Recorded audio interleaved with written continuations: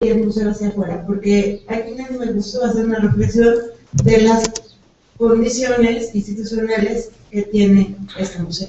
Supongo que todo el mundo lo conoce, es un museo bastante, ya no es nuevo, tiene 33 años, durante algún tiempo era algo muy nuevo. El museo tiene 26, el proyecto tiene 33 años, pero por las condiciones de su ubicación y de su difusión, reviste un problema completamente extraordinario para la museología mexicana. Haciendo un poco antecedentes, y quiero decir estos antecedentes que son indispensables para comprender la forma en cómo la colección se formó. Sabemos que el Templo Mayor fue la construcción principal de los mexicas, estaba emplazada al centro del recinto ceremonial azteca y representa el edificio de mayor poder político y económico de la cultura que llegó a dominar el altiplano central hasta los primeros años del siglo XVI. Por todos es sabido que a partir de la conquista, el edificio del Templo Mayor y los edificios alrededores, no solamente ese, fueron destruidos y encima de ellos se construyó la ciudad colonial y después la ciudad moderna, justamente en el centro mismo de la. Todo permaneció así por más de 400 años, hasta que en 1978, de manera fortuita, trabajadores de la Compañía de Luz y Fuerza, que ahora ya está extinta, descubrieron el monolito de Coyolxauhqui. La fotografía que ustedes pueden ver aquí muestra la calle del Seminario, donde estaba abierta la circulación, y en la esquina, esas pequeñas casetas que están aquí, muestran el museo etnográfico por una esquina que había sido descubierta desde principios del siglo XX. Siempre se supo que ahí estaban esos restos, nunca se cubrieron, pero era nada más la esquina sur poniente la que estaba descubierta, y estaba una cosita que se llamaba el museo etnográfico, que tenía dos maquetas acerca de eso.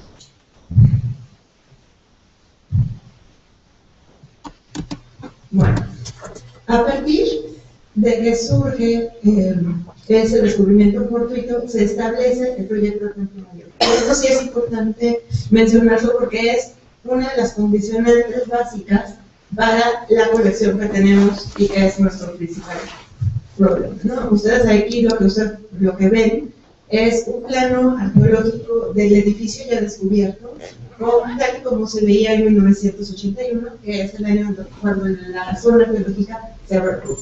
Lo que es relevante de esto es que quien estaba a cargo, que era el profesor Eduardo Mann, tuvo tres objetivos básicos para el proyecto. Uno era realizar una excavación y un análisis sistemático de los hallazgos. Él quería quitar la parte anecdótica de la arqueología, la parte romántica.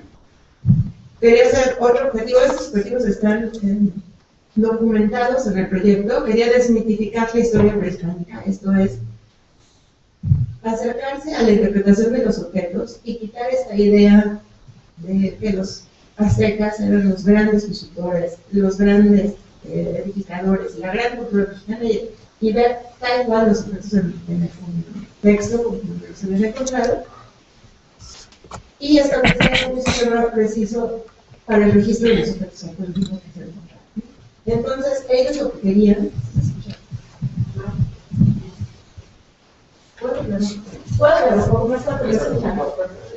¿sí? Sí, ok. Bueno, entonces lo que él quería era recuperar sobre todo la información contextual. Ustedes acuérdense que todos los objetos mexicas que se encontraban aquí se habían recuperado, pero no de los objetos arqueológicos. Muchos estaban en el Museo Nacional y después pasaron en 1964 al Museo Nacional de Antropología en Chapultepec. Entonces, aquí lo que se trató fue de recuperar a partir del descubrimiento de la Coyolxauhqui las etapas constructivas del Templo Mayor. El proyecto no pretendía excavar todo el recinto ceremonial, sino solamente ese edificio. Pero al final fueron 9 los, creo que ya, ¿verdad? Al final fueron 9 los edificios que se descubrieron, no solamente el Templo Mayor. Pero bueno, lo que quiero aquí acentuar es esta pregunta: ¿cómo se formó nuestra colección? Porque al revés de lo que pasó en el Museo de Arocena, donde los investigadores forman la colección. Aquí la colección determina el museo. Y eso es quizás la característica principal que define el Museo de Transmedia. Bueno, esta es una fotografía del organigrama del proyecto, y lo que es relevante es que para 1978 ya el proyecto tenía un área de restauración, un laboratorio especializado para algunos análisis particulares, un área de control de materiales y un área de fotografía y dibujo. No siendo el museo, ya tenía en toda una preconcepción de la necesidad de manejar sistemáticamente las colecciones. Pero de donde se recuperó todo, esta es una fotografía histórica de las primeras etapas de la excavación. Esto es 1981 y ustedes pueden ver aquí 4 etapas constructivas. Entre cada una de las etapas había rellenos de tierra y lodo donde los mexicas colocaron, emplazaron varias ofrendas. Todo el material de mueble se llevaba a los acervos donde estaban siendo resguardados, pero también se generó la principal pieza de nuestra colección, que es justamente la zona arqueológica. Nada está desvinculado. Aquí, para que hacerlo más relevante, la ficha lo que señala es la Coyolxauhqui sobre la calle de Guatemala, y esta fotografía es de 1981. ¿No? Sí se escucha bien, ¿verdad? Okay. Bueno, también en la parte de antecedentes ustedes pueden ver el tipo de objetos y las condiciones en que los objetos se estaban recuperando. Piensen que en este momento, aunque desde el principio, según las mismas palabras del profesor Matos, ya había la intención de hacer en algún momento un museo, lo que se trataba era de rescatar los objetos, pero también la información contextual. Aquí sí está un enfoque completamente antropológico, no propiamente de la cultura material, porque son conceptos que se establecieron después, pero sí tenían esa idea subyacente.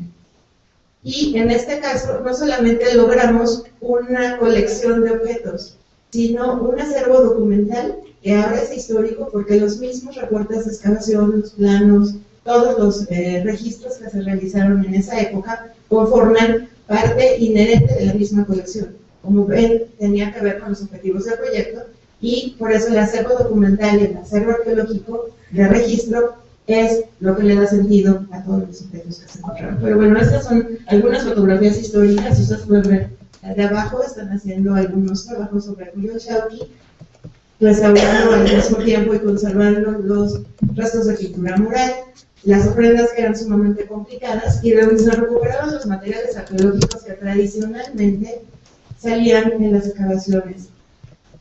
Cerámica, lítica, algunas cosas de metal, muchísimo material calcáreo, que era pues el material que comúnmente se recuperaba en estas partes.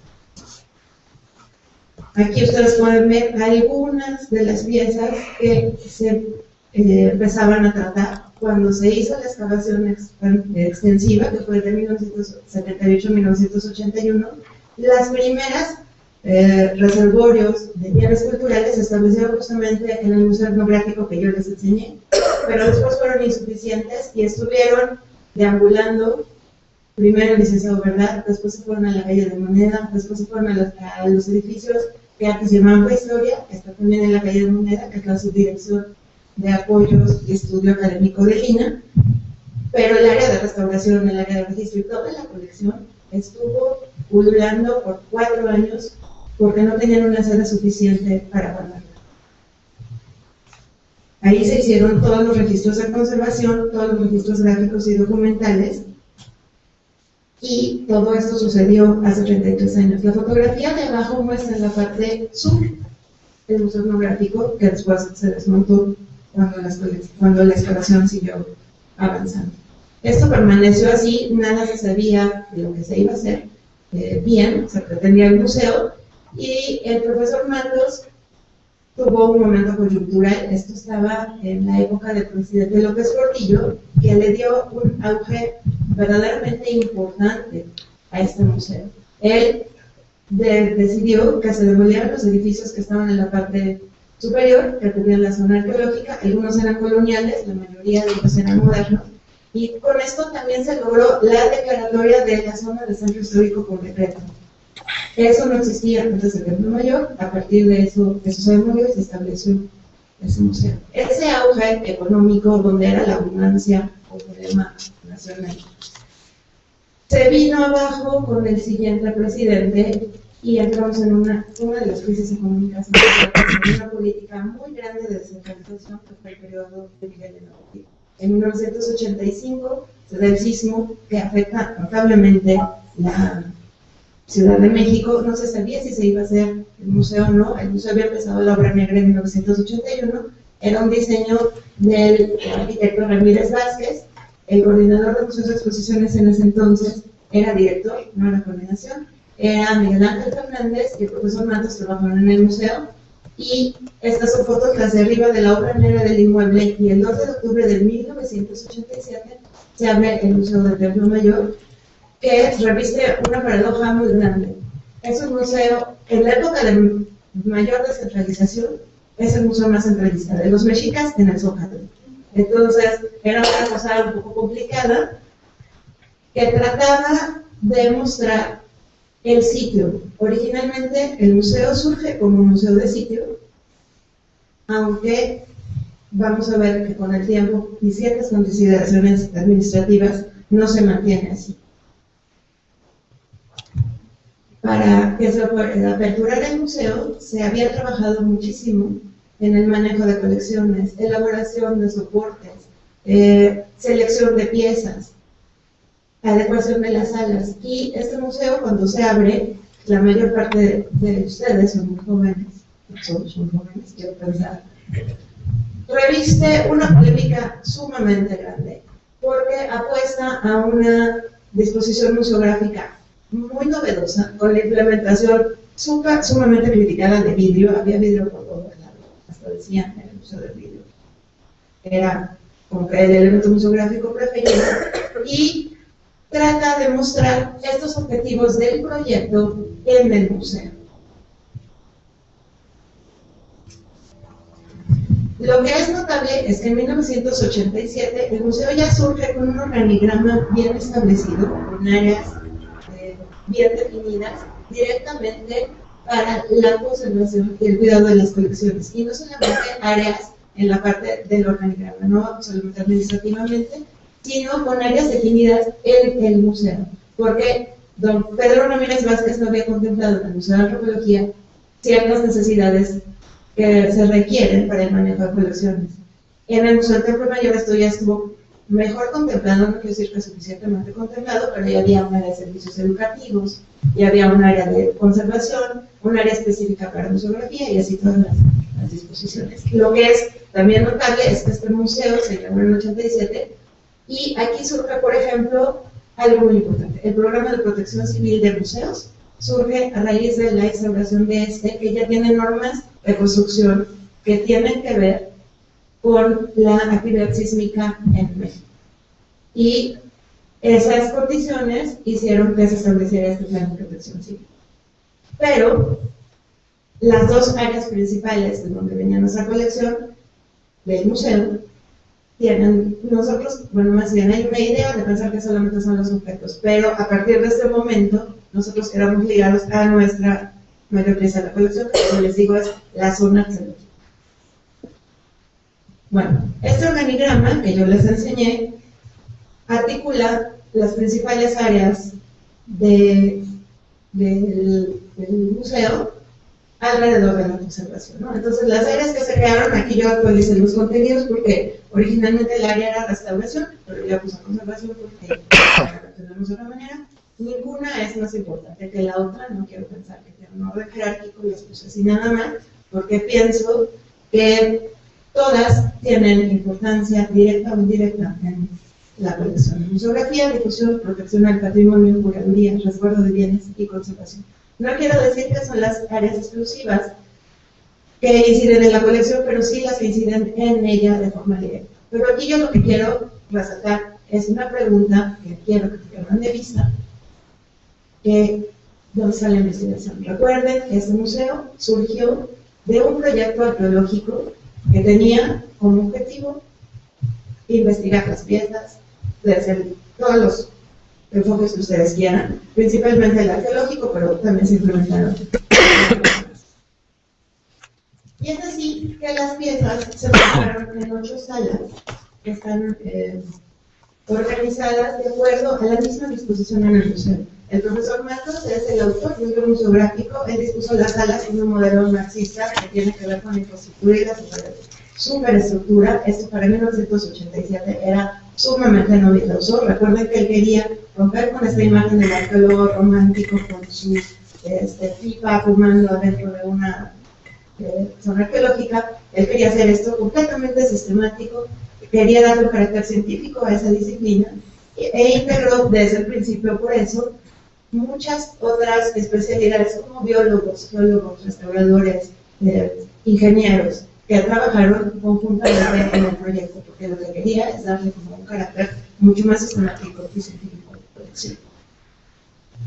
Bueno, estas son las primeras 4 salas con fotografías originales del momento de su apertura. Las ven bastante iluminadas porque no son la fotografía, perdón, no es la iluminación final, sino son las fotos de registro. Este registro me lo proporcionó el profesor Miguel Ángel Fernández, que fue el museógrafo de este museo. Quiero nada más mencionar otra cosa. Para 1981 ya no estaba López Portillo. El arquitecto Ramírez Vázquez ya no era el secretario de Agua de Fior, Obras Públicas, entonces parecía que la idea del museo iba a naufragar. Ellos hicieron como un acopio de fuerzas, recuperaron la obra negra, acabaron el museo y fue casi una iniciativa personal del profesor Matos, que quería continuar con su museo, de Miguel Ángel Fernández, que ya para eso entonces era el director de museos y exposiciones, y del arquitecto Pedro Ramírez Vázquez. Entonces, bueno, estas son fotografías de la sala 1, en la parte superior izquierda, la sala 2 en la parte inferior, la sala 3 y la sala 4. Y estas son las salas que corresponden al lado norte, que son las 5, 6, 7 y 8, tal y como se encuentran.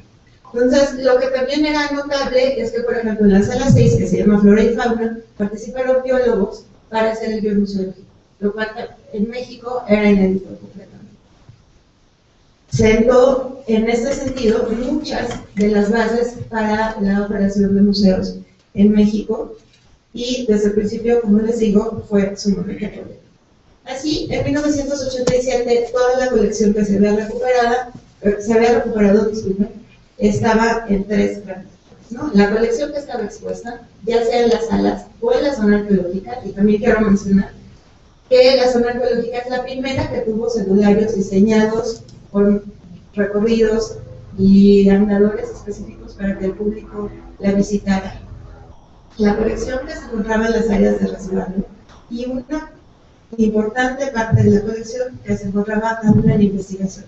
Como nosotros dependemos del proyecto arqueológico, los arqueólogos siguen haciendo todos sus registros y todas sus interpretaciones, y cuando ellos terminan, pasan la colección a las áreas de resguardo y ya forman parte institucional del museo. Así, en 1987 se estimaba que la colección tenía 10.000 objetos. Esto suena fácil,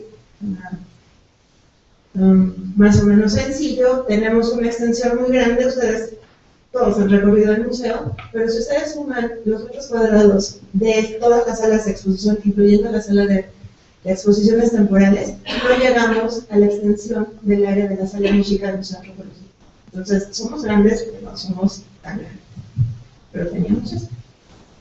Para el manejo de colecciones, según Ambrose y Payne, sería necesario articular estas acciones: el registro, el establecimiento de políticas, la documentación, la conservación en un sentido amplio, el uso de las colecciones y su manejo.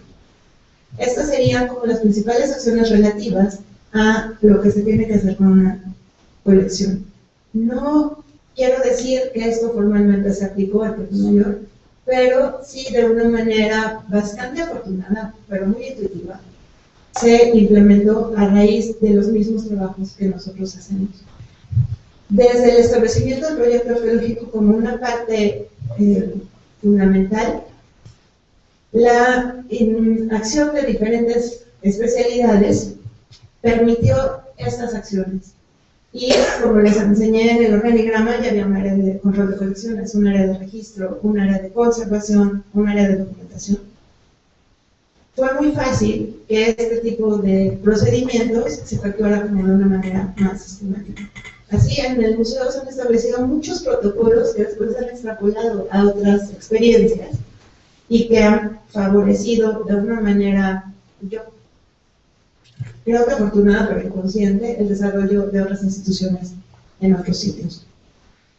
Aquí les muestro algunas de los materiales arqueológicos que se exponen en el museo. Son varios. Tenemos no solamente arqueología de la época prehispánica, también tenemos arqueología moderna y arqueología histórica, porque las ocupaciones de todo el predio no solamente ocurrieron en la época prehispánica. Recuerden que es una de demolición, quitaron algunos edificios coloniales y algunos modernos, ¿no? Entonces, bueno, el material arqueológico se mostraba. En algunos casos se hicieron montajes museográficos, como este panel de cráneos, que recupera algunos elementos arquitectónicos que estaban en los rellenos y que se colocaron en el vestíbulo, por ejemplo. Colecciones de las mismas ofrendas, algunos materiales, piezas restauradas muy notables, como este disco de turquesa, que se encuentra en la ofrenda. Y ahora lo que yo voy a mostrarles es cómo ese esquema de Ambrose se articula en el museo y cómo los hemos solucionado. Todas las láminas tienen un título. Las áreas directamente involucradas están marcadas en la parte superior derecha, y estas son las principales acciones que hacemos relativas a la colección: la catalogación de acervos, la actualización de inventarios, el registro fotográfico y gráfico de los acervos también, y la sistematización de la colección en bases de datos. Esto aparentemente es fácil, es obvio, es el primer paso para manejar una colección, saber qué tienes, para que después tú puedas elegir y disponer las políticas necesarias para mantenerlas en un adecuado estado de conservación. Pero justamente esa es la parte que no podemos lograr. A 33 años de establecer el proyecto, no tenemos en este momento un número total de piezas del acervo. Y eso quizás a ustedes les parezca sobresaliente, a mí me parece un escándalo. Y aparte de un escándalo que no podemos resolver, porque el proyecto arqueológico sigue vigente.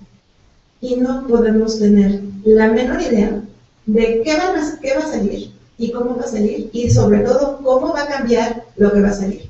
Ustedes pueden ver en la fotografía inferior derecha una ofrenda de espinas. La ofrenda salió así, se extrajo en bloque del sitio arqueológico. ¿Y cómo se cuentan esas espinas? ¿Cómo podemos nosotros cuantificar el número de espinas en ahí?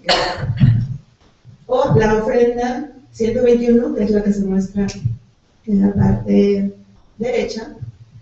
Este es el aspecto que tiene en el momento de la pieza.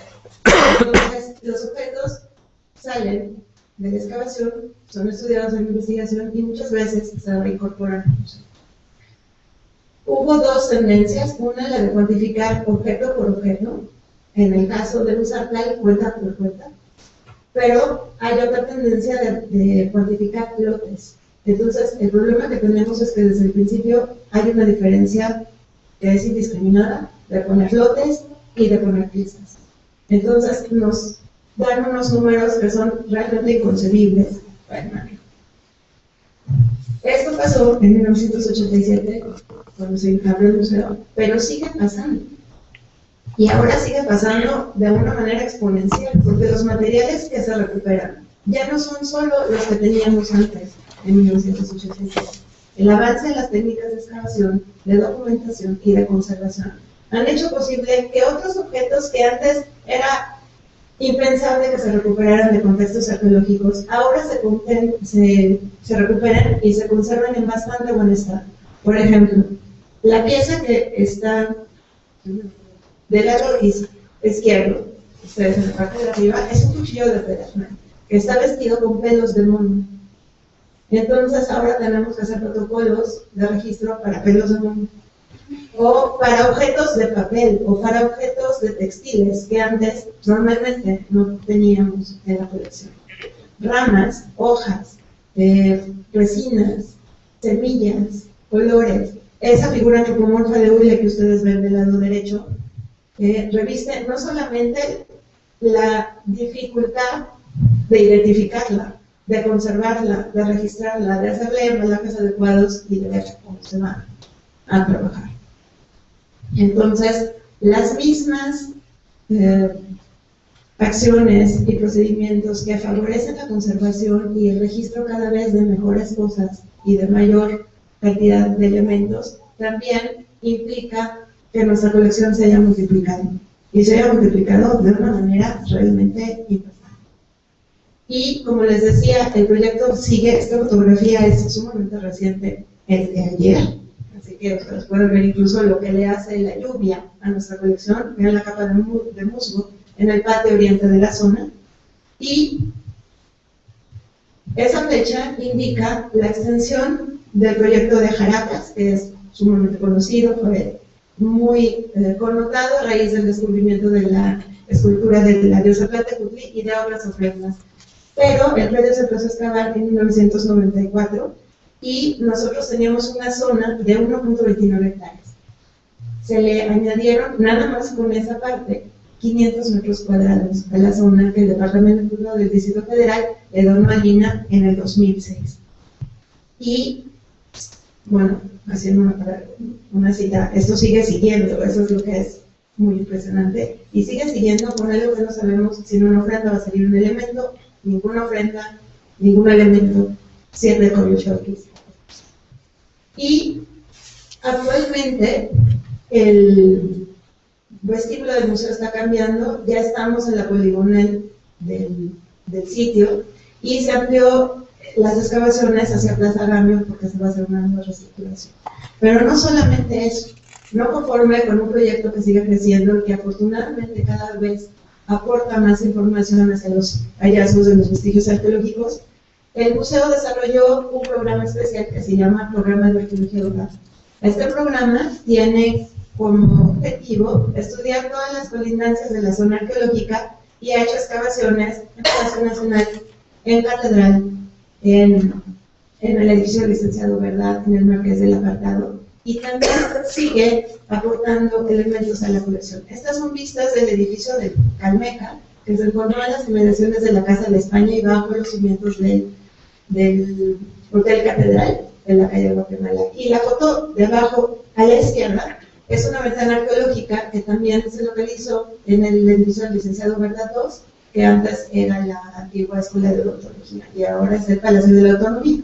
Entonces, estas condiciones hacen que nuestra colección sea verdaderamente un lujo, porque tiene cualidades ilimitadas de investigación.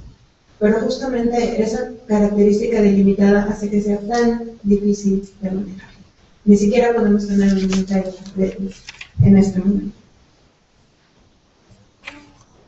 Con respecto a las políticas relativas a las colecciones, también el Museo del Templo Mayor ha establecido algunas particularidades.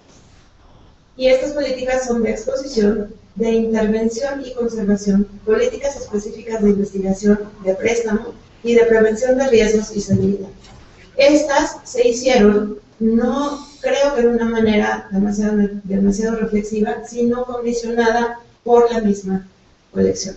Nada más les muestro una foto que ilustra lo anterior. En cuanto a la política de exposición, el director del proyecto, ya actualmente no es el director del proyecto arqueológico, ahora es el doctor Leonardo López Luján, pero el profesor Matos, que fue el director durante mucho tiempo y sigue siendo coordinador del proyecto, determinó que no se iba a hacer ninguna restitución en las piezas. Las piezas no se muestran completas, no hay reposición de faltantes, y eso, por ejemplo, es una de las condicionantes para la intervención en conservación. Nosotros solamente unimos las piezas, pero no se hace restauración, no se hace restitución de faltantes, no se estableció esa política. También él determinó que no hay ninguna fotografía expuesta en las salas de exposición, solamente piezas. y que la mayor parte de ellas, si se podía, se mantenían directamente en la zona arqueológica. Lo cual es muy bueno porque son piezas que directamente su contexto, pero también es muy malo porque las condiciones del entorno urbano que tenemos, las inmediaciones del museo, no son las óptimas para la conservación. También se hicieron algunas políticas de préstamo. Hay piezas que no pueden salir porque son parte fundamental de la colección arqueológica, pero hay otras que técnicamente no pueden salir. Por ejemplo, la Coyolxauhqui, que se pensó para el segundo nivel del museo. El arquitecto Ramírez Vázquez elaboró el plan haciendo una comba en el piso que se iba a estabilizar y hacer horizontal con el peso de la Coyolxauhqui. Si nosotros quitamos la pieza, se desestabiliza estructuralmente el museo. Entonces hay piezas que técnicamente no pueden salir y piezas que por la importancia que tienen en nuestro discurso tampoco se prestan. Y también algunas políticas de prevención. Recuerden que les dije que hacer el Museo del Vidrio en el centro histórico de la Ciudad de México, en una zona altamente sísmica. Se ha tenido que reformar la museografía original simplemente para implementar las rutas de evacuación y para planear que el museo siga siendo seguro aún en su emplazamiento. Con respecto a la documentación, se han establecido protocolos para el registro de materiales, protocolos para el movimiento de obra dentro y fuera del museo y la elaboración de catálogos y dictámenes. Esto ha sido como una constante en el museo. Antes de que se abriera, de 1981 a 1987, se hizo una exposición temporal que se llamaba Vida y Muerte del Templo Mayor. Las piezas restauradas ya no les cabían en la actualidad y ellos idearon una exposición que estuve liderando con la República Mexicana, simplemente para tener las piezas en algún lugar, porque los espacios eran insuficientes. Estos protocolos han derivado en alguna documentación específica que se ha hecho para la colección, catálogos, algunas fichas específicas para tratamiento del material de óseo, para material arqueológico, para movimiento interno, y en algunos casos estas experiencias se han extrapolado a otras instituciones. En cuanto a la conservación, y aquí vuelvo a repetir, conservación en un sentido mucho más amplio, se han implementado, porque recuerden que el área de conservación estaba desde el momento original del proyecto, los planes integrales de conservación que atañen tanto los bienes muebles como la zona arqueológica. Se han elaborado normas y recomendaciones para el manejo de la colección que influyen en todas las áreas que directamente la tratan. Se ha establecido ya el plan de conservación preventiva, que es un plan integral, y también se han establecido protocolos de investigación sobre temas particulares de los objetos y de los materiales, no solamente de los materiales de conservación, sino de los materiales de embalaje, de los materiales de exposición y de los materiales de cuerdas de primer nivel que se ponen en los objetos. Así, se ha instituido, por ejemplo, el programa de mantenimiento museográfico que le da tratamiento a toda la colección que está expuesta, y la revisión y reintervención de algunas piezas que están en el museo. Esto ha sido una particularidad realmente notable porque los hallazgos ya no solamente se dan en el sitio, sino en las mismas salas de exposición. Hay casos donde piezas que ya estaban expuestas y catalogadas se vuelven a intervenir y a partir de una intervención de restauración se cambian completamente. Tenemos el caso de un agrupamiento que estaba considerado como un collar de concha y de piedra verde y oro. Cuando llegó a restauración, nosotros vimos que no era necesariamente así. Hicimos una investigación que sustentó que la pieza ya no era un collar. Entonces, administrativamente tuvimos que cambiar y no tener una pieza y ahora tener tres. Un conjunto de cuentas de piedra verde, un conjunto de cuentas de oro y un agrupamiento de placas de concha, ¿no? Pero bueno, constantemente se están retratando las piezas que salieron hace 33 años. También se han hecho, como les dije, algunos protocolos de investigación sobre temas particulares. El acervo está constantemente siendo trabajado, no solamente desde el área de conservación, sino desde el área de investigación. Y a partir de nuestra colección particular se han podido desarrollar algunos programas específicos que surgieron gracias a las particularidades de las piezas. Por ejemplo, un programa para el tratamiento de escultura monumental. La escultura monumental es quizás una de las características de los objetos que se recuperan en el sitio. Aquí ustedes pueden ver algunas partes del tratamiento de conservación de la escultura de Mictlán Tecutli. Quiero mencionar que tenemos 7 piezas de cerámica monumental, sin contar las almenas, que son otras 7, más las esculturas de piedra.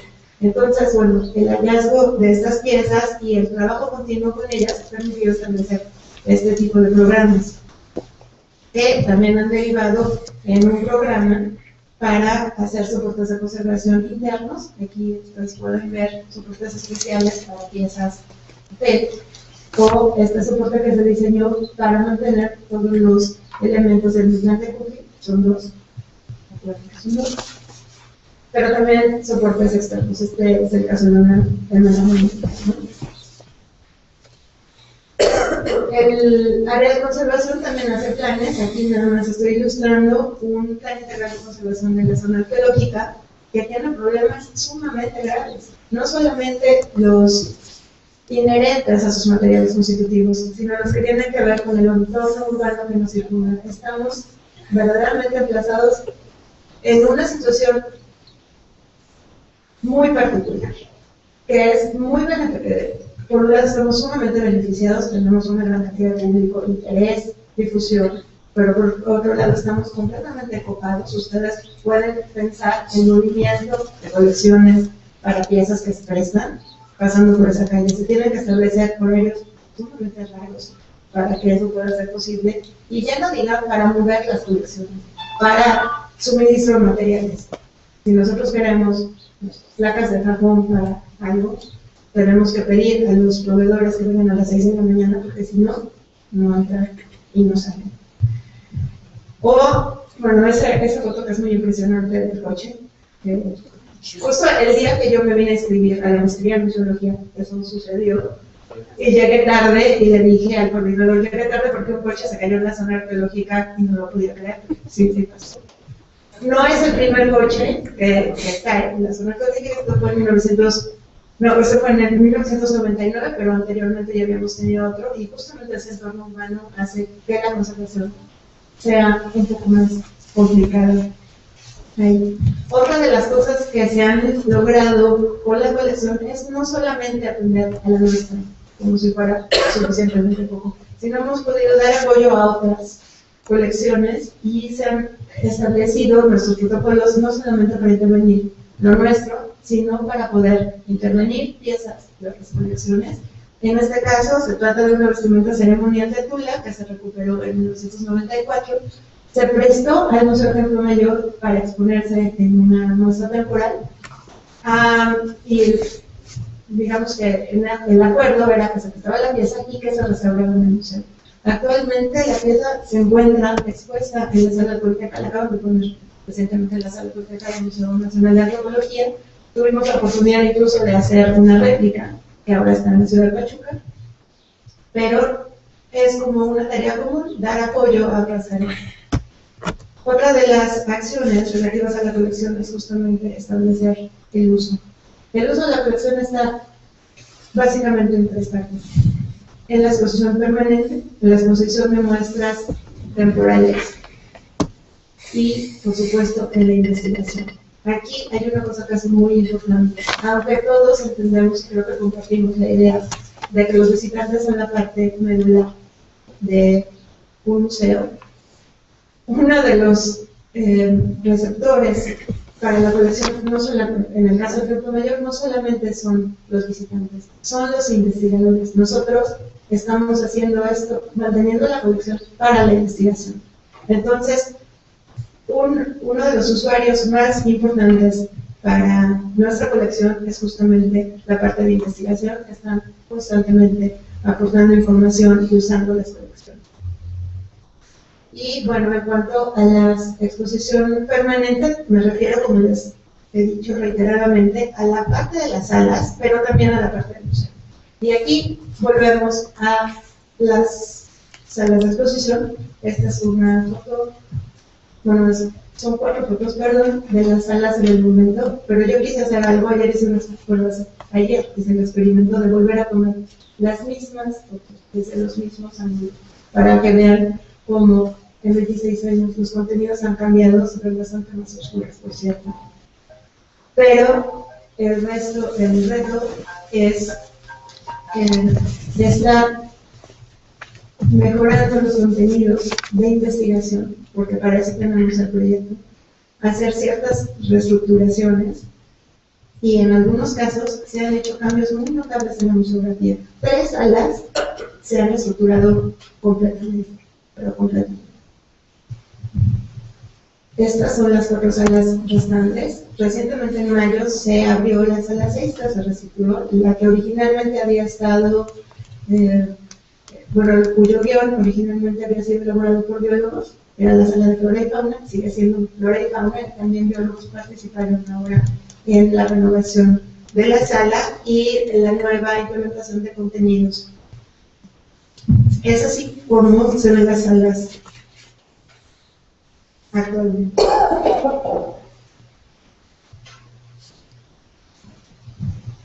Si hay un cambio, el número de piezas que se ha puesto en la sala de exposición también se ha incrementado enormemente, pero más la colección que tenemos.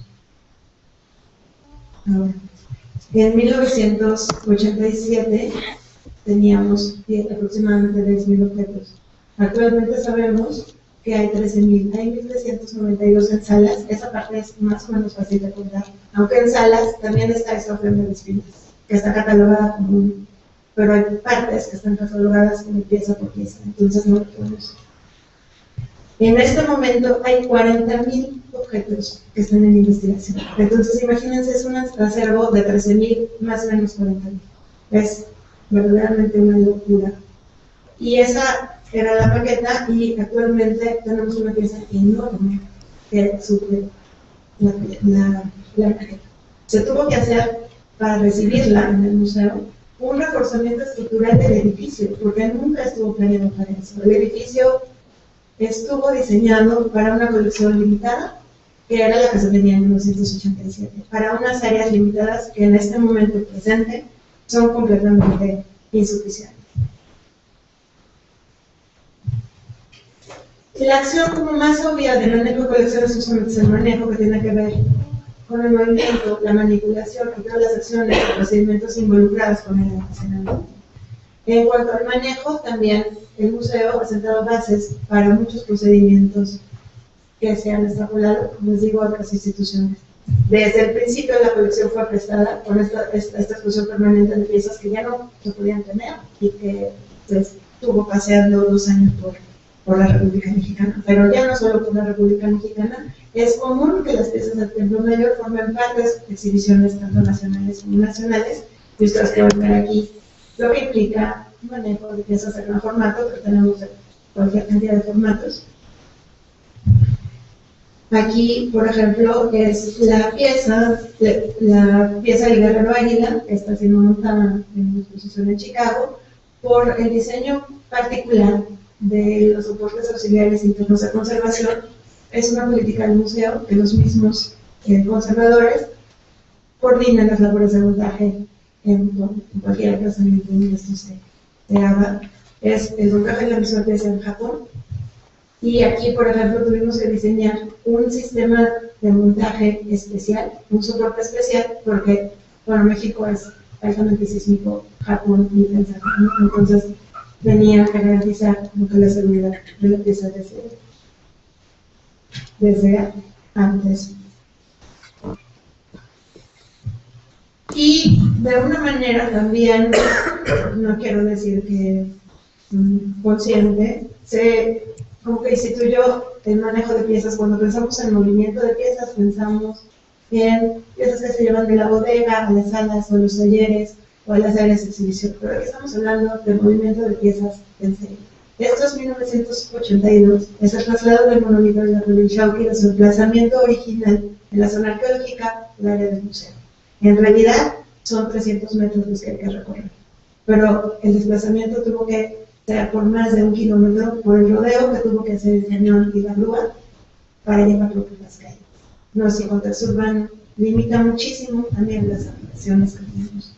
Aquí ustedes pueden ver cómo está embalada y la están levantando. Y cómo está entrando el museo. Están entrando el Museo de las Piezas por esa ventana que se encuentra en la parte central.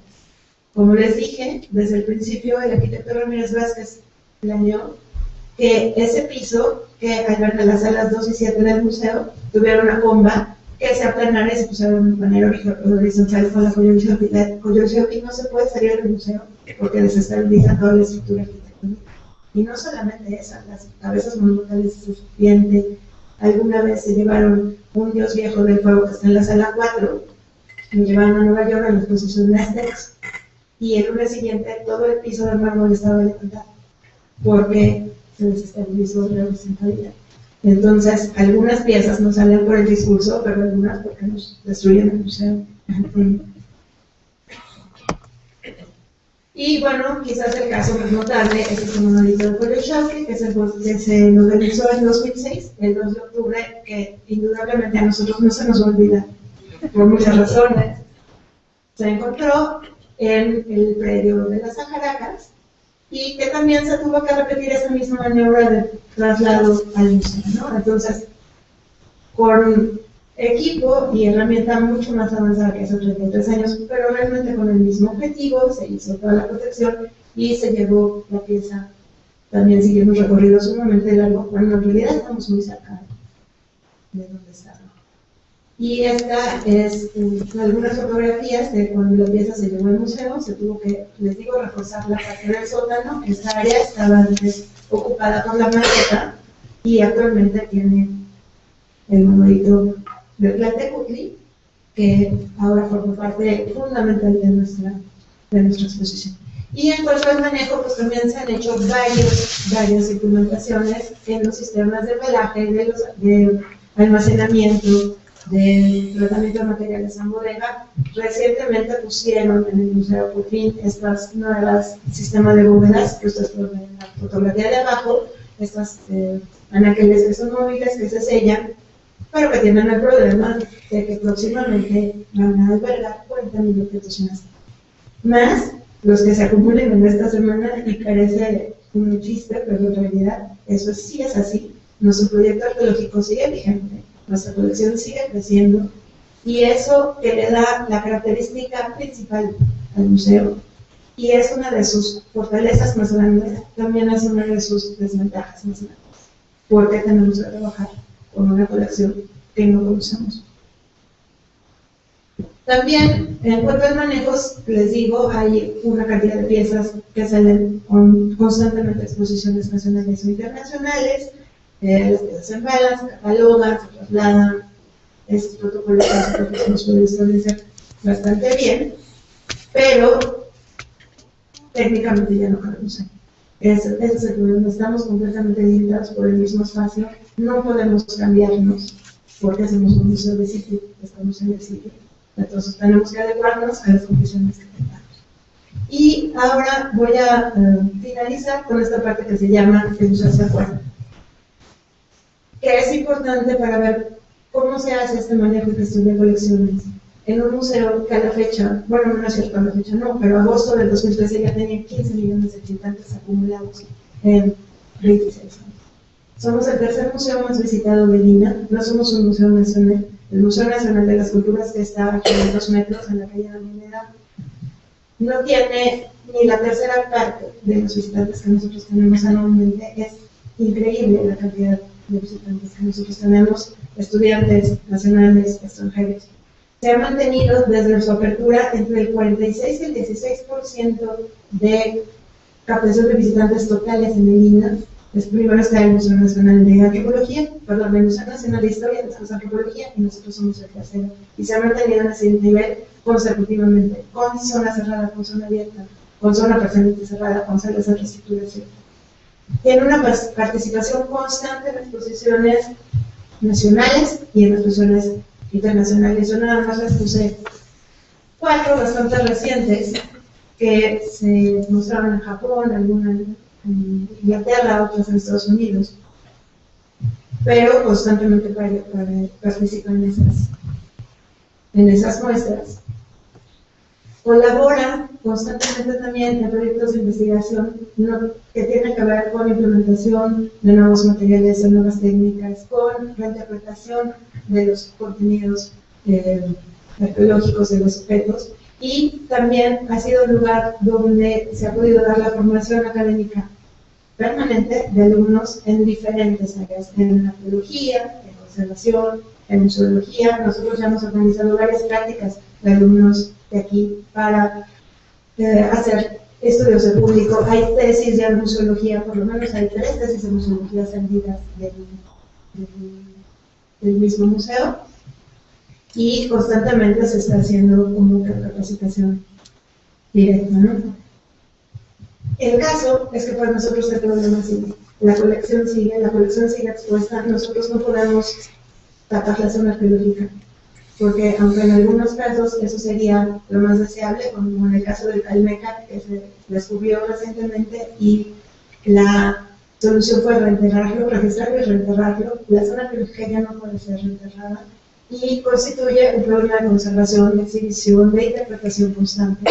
Sigue creciendo, siguen encontrándose ofrendas. Esta, por ejemplo, fotografía de arriba es una muestra de la Ceramateca. Ya no cabemos en el museo, esa es una realidad.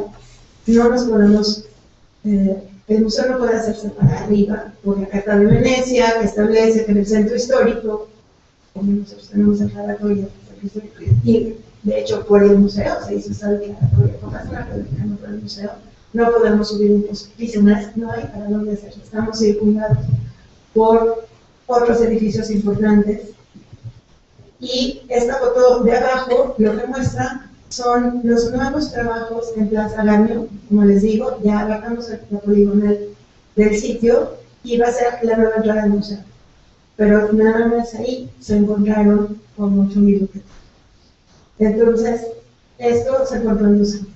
Tenemos una colección verdaderamente maravillosa, pero incontrolable, que tenemos que atender. Entonces, la gestión y el manejo para nosotros no sé.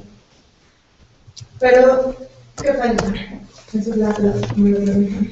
Porque todo esto que yo les enseñé ha sido el resultado de experiencias del mismo trabajo del museo. Yo creo que es un ejemplo sumamente afortunado de cómo se puede trabajar de una manera conjunta, de una manera entusiasta y de una manera muy valiente, porque tener una colección que no sabes qué va a salir, que vas a tener que conservar, que vas a tener que exponer, donde la colección manda, es como que algo realmente extraordinario. Nosotros trabajamos sin políticas institucionales reales para el manejo de colecciones. No hay protocolos de manejo institucionales, no hay protocolos de manejo. Nosotros hemos implementado algunos que están extrapolados por lados, pero no hay una línea, eje de rodilina. Y no quiero con esto decir que mal, quiero decir que bien, pero todavía falta mucho de trabajo. No hay una implementación de manuales de procedimientos así que permea todos los museos del instituto. El museo tiene un manual de procedimientos, no está en la normateca, pero hay algunos otros, por ejemplo, el Museo del Virreinato está en la normateca, pero faltaría como hacer una unificación de este trabajo. Falta una mayor difusión y evaluación de procesos y actividades para que esto pueda aplicarse de una manera más sistemática y, por supuesto, pensar en un modelo prospectivo de las instalaciones, porque las colecciones siguen creciendo. Y no solamente nuestra colección, que evidentemente por sus características va a seguir creciendo. Los nuevos enfoques, los nuevos estudios, las nuevas aproximaciones a los acervos hacen que las colecciones todas tengan esta misma tendencia. Entonces, la planeación como prospectiva de las instalaciones, no solamente para mantener los acervos, la parte material, sino para mantener a los investigadores y a todas las personas relativas a ella, tiene que contemplarse desde el principio. Eso nosotros, desafortunadamente, no lo tuvimos, pero sí tenemos un reto enorme que constantemente se ve renovado. La ventaja es que a 33 años de que se instituyó el proyecto, a 26 de que se abrió el museo, trabajar el Templo Mayor sigue siendo un reto fascinante, porque siempre hay nuevas cosas en el mismo lugar. Para terminar, nada más les quiero enseñar con esa pieza emblemática en estas dos imágenes que resumen el trabajo que se ha hecho por muchísimos especialistas. Creo que este es el resultado feliz de un trabajo completo. Ustedes pueden ver ahí el rescate de Coyolxauhqui en 1978. Todavía no estaba descubierta la zona. Y esta fotografía es como se nos recuerda. Incluso actualmente ya hay un proyecto para la reconstrucción de su policromía a partir de predicción de colores de la sala, lo cual tuvo que forzarla, poner una cortina en la ventana esa enorme que había diseñado el arquitecto Ramírez Vázquez, y esa ventana tenía una intención que a mí me gustaba muchísimo. El arquitecto alguna vez me platicó que las dos piezas principales que él había considerado para el museo eran justamente la Coyolxauhqui y la catedral. Por eso había hecho esa ventana enorme, para que la gente conectara esas dos partes. Pero bueno, esta idea fantástica se tuvo que modificar para hacer la proyección de los colores y reconstruir la policromía. Nada más quería yo mostrarles en este caso este ejemplo de una colección muy buena, de una colección muy importante, ampliamente difundida. El Templo Mayor no es como otros sitios que no tienen investigación, no tienen un equipo. Lo que pasa es que la colección manda, y manda mucho trabajo. Muchas gracias.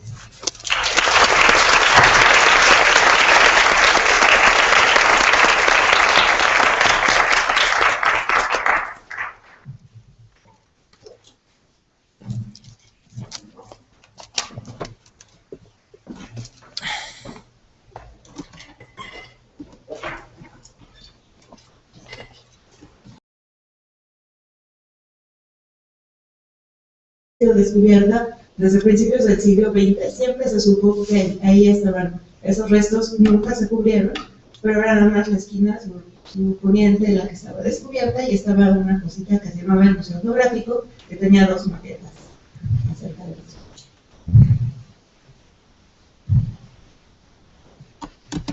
Bueno, a partir de que surge ese descubrimiento fortuito, se establece el proyecto de Templo Mayor. Esto sí es importante mencionarlo porque es una de las condicionantes básicas para la colección que tenemos y que es nuestro principal problema, ¿no? Ustedes aquí lo que ven es un plano arqueológico del edificio ya descubierto, tal como se veía en 1981, que es el año cuando la zona arqueológica se abrió. Lo que es relevante de esto es que quien estaba a cargo, que era el profesor Eduardo Mann, tuvo tres objetivos básicos para el proyecto. Uno era realizar una excavación y un análisis sistemático de los hallazgos. Él quería quitar la parte anecdótica de la arqueología, la parte romántica. Quería hacer otro objetivo. Estos objetivos están documentados en el proyecto. Quería desmitificar la historia prehispánica, esto es, acercarse a la interpretación de los objetos y quitar esta idea de que los aztecas eran los grandes constructores, los grandes edificadores, la gran cultura mexicana, y ver tal cual los objetos en el texto como se les ha encontrado, y establecer un sistema preciso para el registro de los objetos arqueológicos que se han encontrado. Entonces, ellos lo que querían, ¿puedo verlo? ¿Cómo está? ¿Sí? Sí, ok. Bueno, entonces lo que él quería era recuperar sobre todo la información contextual. Ustedes acuérdense que todos los objetos mexicas que se encontraban antes se habían recuperado, pero no de los objetos arqueológicos. Muchos estaban en el Museo Nacional y después pasaron en 1964 al Museo Nacional de Antropología en Chapultepec. Entonces, aquí lo que se trató fue de recuperar a partir del descubrimiento de la Coyolxauhqui las etapas constructivas del Templo Mayor. El proyecto no pretendía excavar todo el recinto ceremonial, sino solamente ese edificio. Pero al final fueron 9 los, creo que de verdad, al final fueron 9 los edificios que se descubrieron, no solamente el Templo Mayor. Pero bueno, lo que quiero aquí acentuar es esta pregunta: ¿cómo se formó nuestra colección? Porque al revés de lo que pasó en el Museo Arocena, donde los investigadores forman la colección, aquí la colección determina el museo. Y eso es quizás la característica principal que define el Museo de Tlaxcala. Bueno, esta es una fotografía del organigrama del proyecto, y lo que es relevante es que para 1978 ya el proyecto tenía un área de restauración, un laboratorio especializado para algunos análisis particulares, un área de control de materiales y un área de fotografía y dibujo. No siendo el museo, ya tenía toda una preconcepción de la necesidad de manejar sistemáticamente las colecciones. Pero de donde se recuperó todo, esta es una fotografía histórica de las primeras etapas de la excavación. Esto es 1981, y ustedes pueden ver aquí 4 etapas constructivas. Entre cada una de las etapas había rellenos de tierra y lodo, donde los mexicas colocaron, emplazaron varias ofrendas. Todo el material de mueble se llevaba a los acervos donde estaban siendo resguardados, pero también se generó la principal pieza de nuestra colección, que es justamente la zona arqueológica. Nada está desvinculado. Aquí, para que sea más relevante, la ficha lo que señala es la Coyolxauhqui sobre la calle de Guatemala, y esta fotografía es de 1981. ¿No? Sí se escucha bien, ¿verdad? Okay. Bueno, también en la parte de antecedentes ustedes pueden ver el tipo de objetos y las condiciones en que los objetos se estaban recuperando. Piensen que en este momento, aunque desde el principio, según las mismas palabras del profesor Matos, ya había la intención de hacer en algún momento un museo, lo que se trataba era de rescatar los objetos, pero también la información contextual.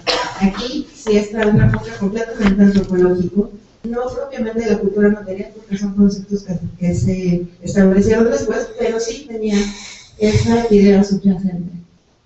Y en este caso, no solamente logramos una colección de objetos, sino un acervo documental que ahora es histórico, porque los mismos reportes de excavación, los planos, todos los registros que se realizaron en esa época conforman parte inherente de la misma colección. Como ven, tenía que ver con los objetivos del proyecto, y por eso el acervo documental y el acervo arqueológico de registro es lo que le da sentido a todos los objetos que se encontraron. Pero bueno, estas son algunas fotografías históricas. Ustedes pueden ver de abajo, están haciendo algunos trabajos sobre Coyolxauhqui, restaurando al mismo tiempo y conservando los restos de pintura mural, las ofrendas que eran sumamente complicadas, y de donde se recuperaban los materiales arqueológicos que tradicionalmente salían en las excavaciones: cerámica, lítica, algunas cosas de metal, muchísimo material calcáreo, que era pues el material que comúnmente se recuperaba en estas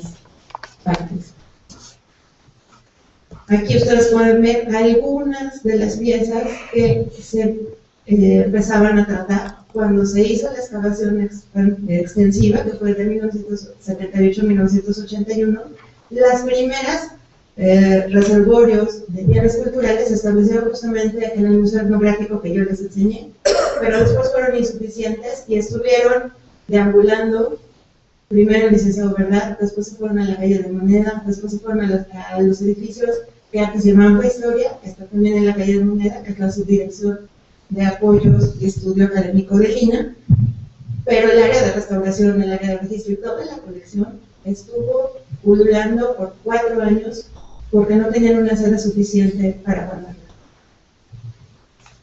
Ahí se hicieron todos los registros de conservación, todos los registros gráficos y documentales, y todo esto sucedió hace 33 años. La fotografía de abajo muestra en la parte sur el Museo Etnográfico, que después se desmontó cuando la excavación siguió avanzando. Esto permaneció así, nada se sabía de lo que se iba a hacer bien, se pretendía el museo, y el profesor Matos tuvo un momento coyuntural. Esto estaba y el museo hacia afuera, porque aquí me gustó hacer una reflexión de las condiciones institucionales que tiene este museo.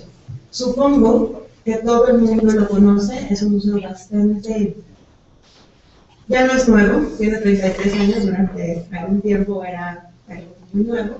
El museo tiene 26, el proyecto tiene 33 años, pero por las condiciones de su ubicación y de su difusión, reviste un problema completamente extraordinario para la museología mexicana. Haciendo un poco antecedentes, y quiero decir estos antecedentes que son indispensables para comprender la forma en cómo la colección se formó.